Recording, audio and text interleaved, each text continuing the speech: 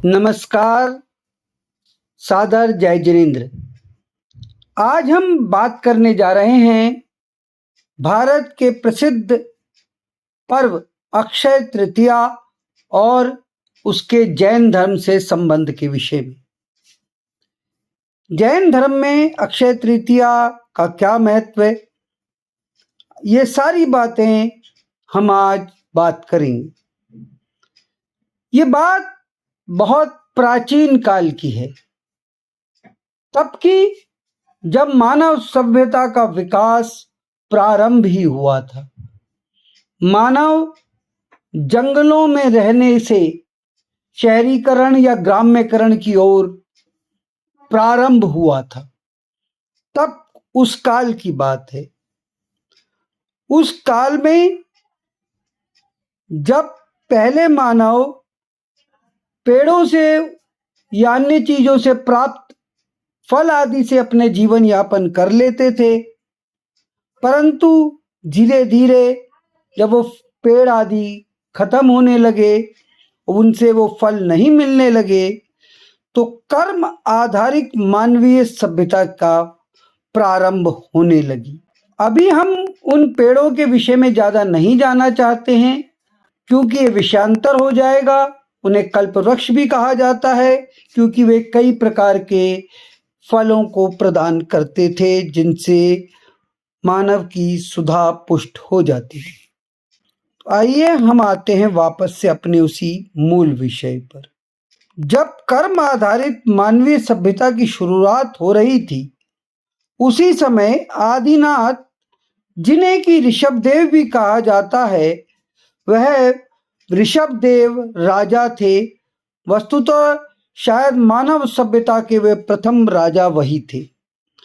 उन्होंने मानवों को असी, मसी और कृषि ये विद्याएं सिखाई, अर्थात यंत्रों को बनाना, असी, मसी अर्थात लिखना और पढ़ना बोलना, भाषा का विकास, और कृषि अर्थात उपज को उत्पादित करने की कला।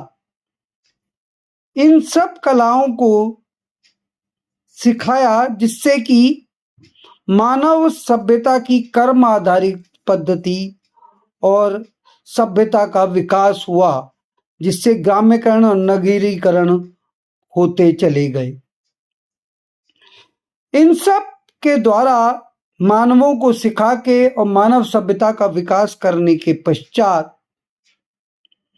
अपने राजकर्म को पूर्ण करते हुए एक दिन श्री ऋषभदेव ने इस संसार को छोड़कर सर्वप्रथम इस अवसर्पणी काल में वैराग्य को धारण करने का निश्चय किया, अर्थात उन्होंने संसार छोड़ के दीक्षा ले ली और उन्होंने राजपाट छोड़कर दीक्षा ले ली।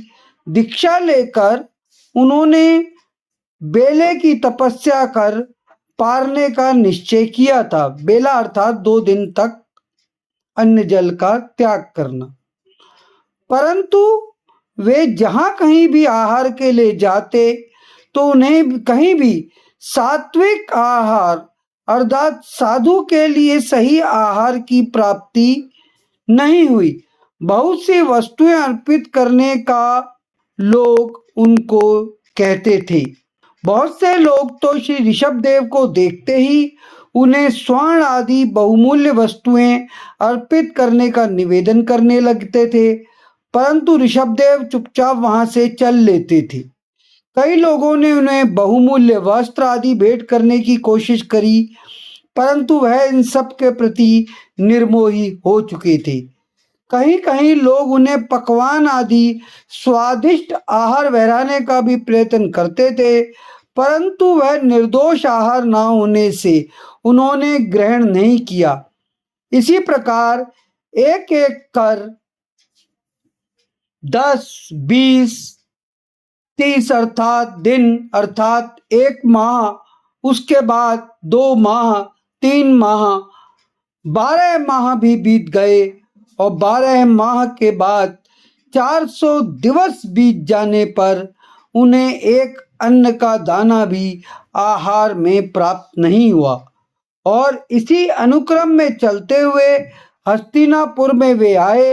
हस्तिनापुर में उस समय श्री ऋषभदेव जी के पुत्र बाहुबली के पुत्र सौम्यश राजा का राज्य था और उनका बेटा युवराज श्रेयांश कुमार था, अर्थात श्रेयांश कुमार जो कि श्री ऋषभदेव के प्रपौत्र थे।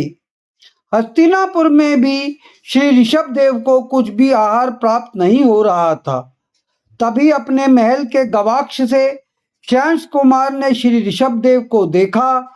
वहां से तुरंत ही दौड़कर श्री ऋषभदेव के चरण स्पर्श के लिए आए।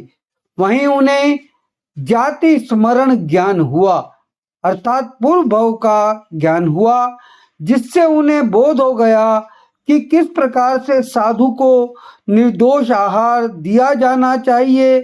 तब उन्होंने वहीं पर उसी समय उनके पास आए हुए 108 इक्ष्वाकु अर्थात गन्ने का रस, ताजा निर्दोष गन्ने के रस से प्रभु को पारणा कराने की विनती करी।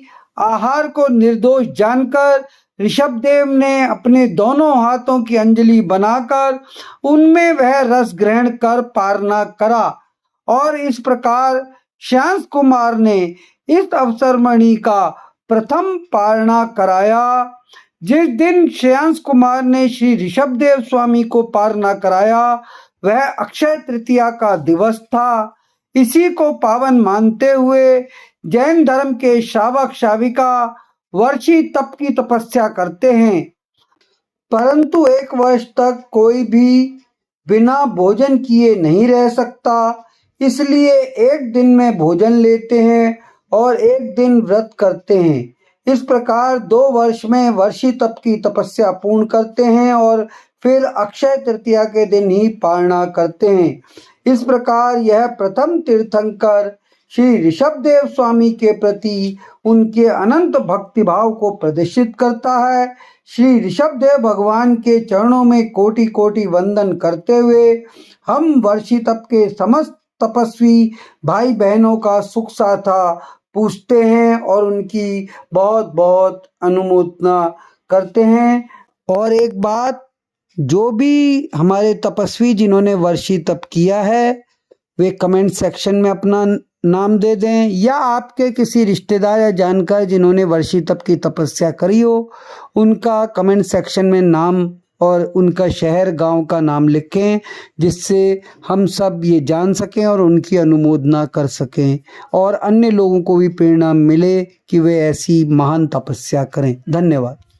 मैं राकेश फोफलिया सार्थक समाचार न्यूज़ की तरफ से आप सबको पुनः सादर जय जिनेंद्र कहते हुए अनुरोध करूंगा कि आप सब इस हमारे चैनल सार्थक समाचार न्यूज़ को सब्सक्राइब करें, इस पोस्ट को लाइक करें।